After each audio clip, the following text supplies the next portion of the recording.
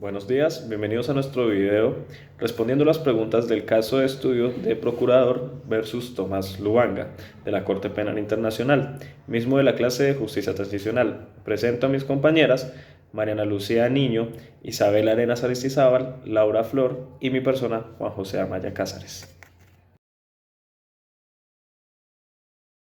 Entre 1996 y el 2003, la República Democrática del Congo sufrió dos grandes guerras, esto dejando a millones de víctimas, más conocido como la Segunda Guerra del Congo, que fue entre 1998 y el 2003, comenzó cuando Rwanda y Uganda, que eran antiguos aliados de esta república, en específico en el gobierno de Laurent Desire Kabila, lo acusaron de que era aliado de grupos enemigos y estaba apoyando a estos grupos armados. Por lo tanto, decidieron invadir el país. Esto desató un conflicto en el cual participaron millones de personas y además de 9 países africanos y demás milicias locales. De esta manera convirtiéndolo en la guerra más mortífera de África desde la Segunda Guerra Mundial. En este contexto de mucha violencia y claramente caos debido a esta caída y colapso del Estado, miles de niños fueron reclutados como soldados. El país se encontraba en un estado de pobreza extrema y en donde se vio que hubo como un choque económico muy grande en este país debido a la gran explotación de recursos naturales como fue el coltán. Muchos niños fueron secuestrados, manipulados y obligados a luchar en esta guerra, los cuales claramente por su edad no comprendían. Y aunque actualmente muchos fueron rescatados, pues las secuelas de este gran conflicto aún persisten, lo cual nos recuerda la importancia y la urgencia de proteger a la infancia de estos conflictos armados que no les corresponde participar ni vivir. En el juicio de la Corte Penal Internacional, lo que se permitió fue documentar y exponer todo el reclutamiento forzado a niños soldados en la República Democrática del Congo. Durante este proceso se presentaron tanto pruebas, testimonios y videos de las víctimas, de esta manera confirmando que Lubanga y su grupo armado, la Unión Patriotas de Colegueños, forzaron a menores de edad a participar en la guerra. De esta manera fue Lubanga el primer condenado por la Corte Penal Internacional por crímenes de guerra. Esto en el 2012 se declaró culpable y se le impuso una pena de 14 años en prisión. Su condena lo que hizo fue marcar un precedente luchando contra la impunidad y el reconocimiento que el uso de niños en las guerras es un crimen grave bajo lo que es el derecho internacional. La Corte Penal Internacional estableció una cierta reparación colectiva para todas las víctimas, incluyendo asistencia psicológica, reinserción y compensaciones económicas. De esta manera se crearon fondos para ayudar a los ex niños soldados a poder reparar sus vidas, rehacer sus vidas, aunque este acceso a estas reparaciones ha sido un poco limitado debido a falta de recursos en el país, aunque el caso de Lubanga fue un claro mensaje a otros líderes de grupos armados alrededor del mundo. Este mensaje fue que el reclutamiento a los niños es un crimen grave y no quedará impune nunca, además de que impulsó esfuerzos más grandes para ayudar a fortalecer la protección de menores de edad en zonas de conflictos alrededor del mundo y mejorar los mecanismos de justicia en la República del Congo.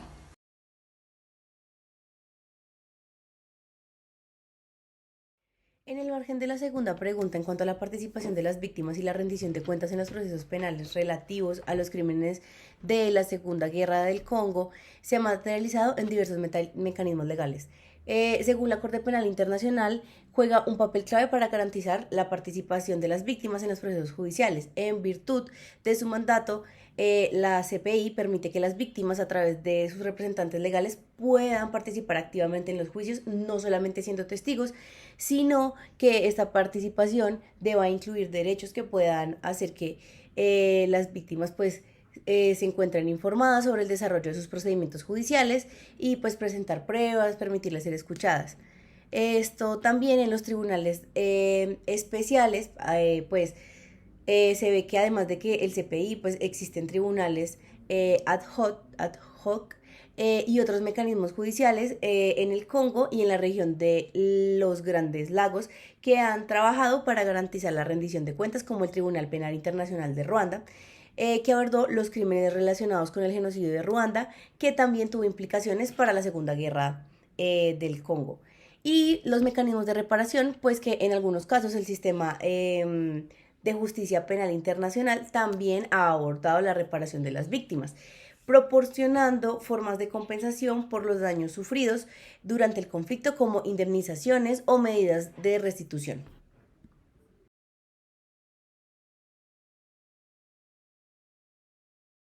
Por otro lado, el proceso penal internacional debe adherirse pues, a los principios fundamentales de imparcialidad, independencia y proporcionalidad para poder garantizar que los juicios sean justos y que se administre la justicia adecuadamente. Entonces, en cuanto a la imparcialidad, pues en este principio se implica que los jueces y los fiscales actúen sin perjuicios y sin influencias externas, basándose únicamente en los hechos y en las pruebas presentadas en el juicio. En el contexto de la Segunda Guerra del Congo, la imparcialidad es crucial debido a la complejidad del conflicto, que involucró a múltiples actores internacionales, a gobiernos y grupos armados. A veces, pues, la imparcialidad se puede ver puesta como en peligro debido a las dinámicas políticas internacionales y las precisiones que los actores externos pueden ejercer sobre los tribunales.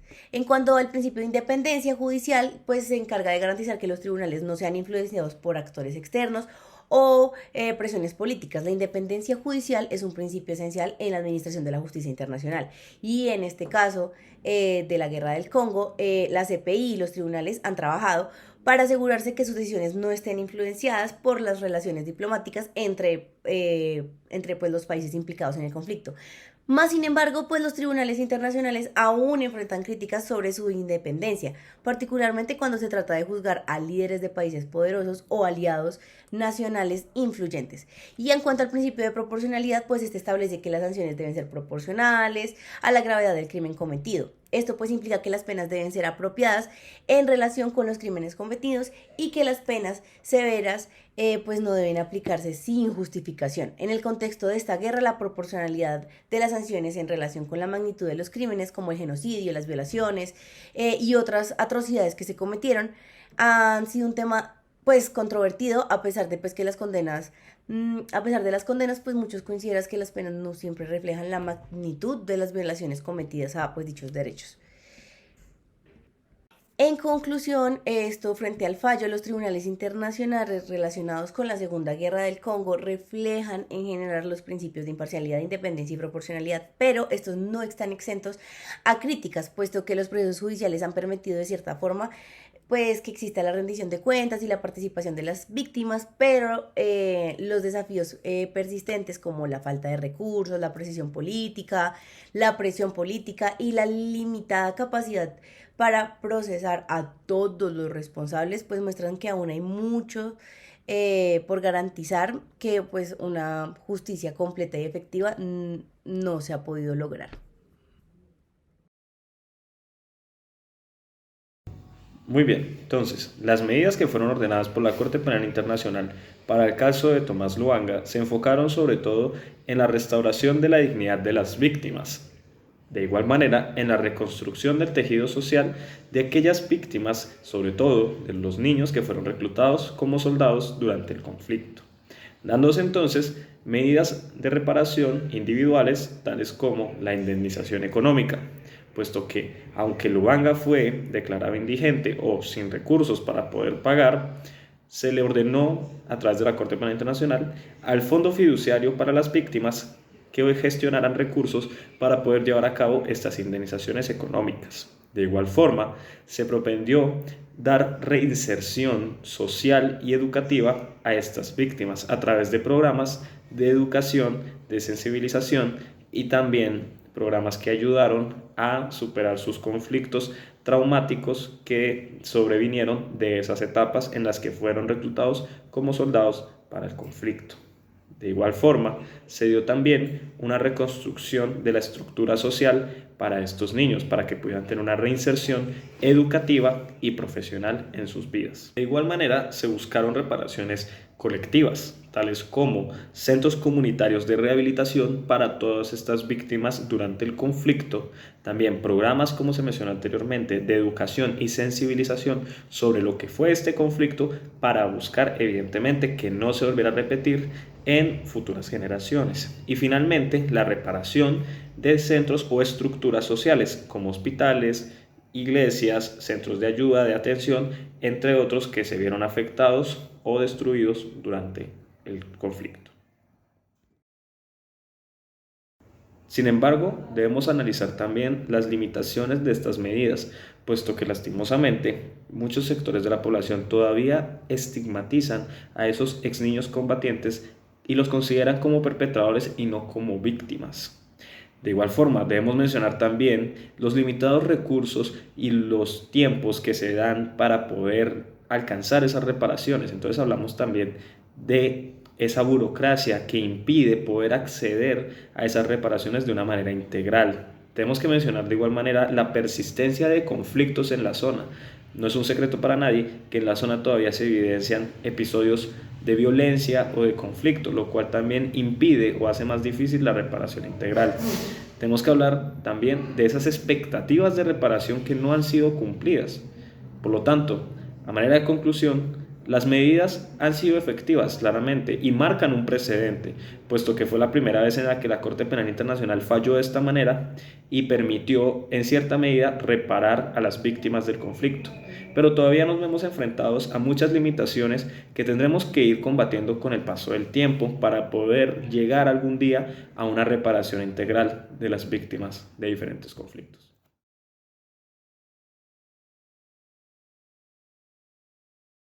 Antes de iniciar con la respuesta, es importante distinguir qué es la justicia transicional y qué es la reparación directa. La justicia transicional es un conjunto de mecanismos que ayuda a un país a superar periodos de conflictos. Por otro lado, la reparación directa está estipulada en el artículo 90, donde menciona que es un mecanismo legal que permite demandar al Estado cuando repercuten daños a la persona. Es por esto que nosotros decidimos estas estrategias: la memoria histórica y la verdad. Esto con la finalidad de que haya creación de comisiones de la verdad para documentar violaciones de los derechos humanos y para darle voz a las víctimas. La justicia comunitaria y de reconciliación. Esto tiene como finalidad un enfoque restaurativo. La indemnización. Esa indemnización son para fondos de compensación y programas de salud mental, aunque esto ya está estipulado en la Constitución política. Y las garantías de no repetición, que son las reformas en el sector de la seguridad, y que esto no vuelva a suceder, por supuesto. Por último y no menos importante, la participación de víctimas, que son los espacios donde las víctimas puedan influir en políticas de restauración y de reparación, y por supuesto son las personas ideales para opinar en esto.